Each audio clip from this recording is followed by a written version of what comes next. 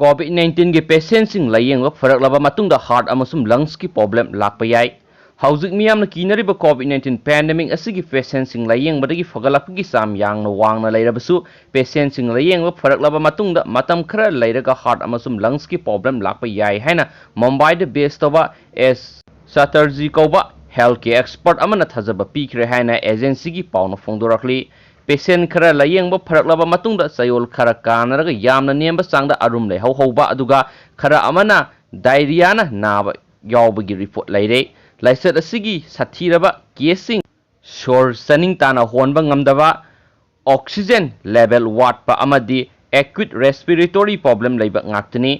quarantine तौदुना फगलकपा तारबसु फगलकलबा पेशेंट सिंग मखा ताना लाकपा याबा सिम्पटम्स सिंग ngakthoknaba क्लिनिक ता चलगा चेक तौबगी तंगाई फदबा लै COVID-19 की पेशेंट्स लायेंबदा फरकलबसु मतम खरा हक्सांग सुक्चलपा याबगी सिंगनबसु लै हैना हेल्थ एक्सपर्ट ना फोंदोखरे एक्सपर्ट असिना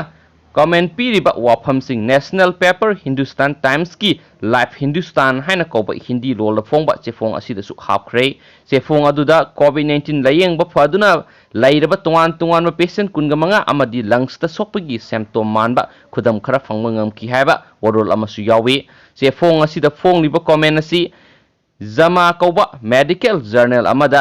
रिफ्लेक्ट तौबा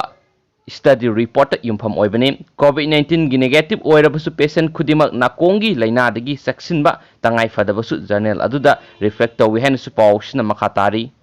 अतोपा मरुइबा पाउ अमना मुसीजा हॉस्पिटल लायेंबा लाकपा अमा पॉजिटिव ओइरे हाइरी सीजा हॉस्पिटल की मेल जनरल वार्ड सिल तोक्सनक्रे हाइरी इम्फाल वेस्ट की मियो अमा accident थोकपदगी लायेंबगी पुखलकपदा सिंगनबदगी test तौबदा positive ओइरे खंगलकपनि हाइरी positive ओइरे खंगलकपदगी सीजा hospital की 4th फ्लोर दा लाइबा मेल जनरल वार्ड सिल तोक्सनक्रे हैनसु पाउसिना मखातारी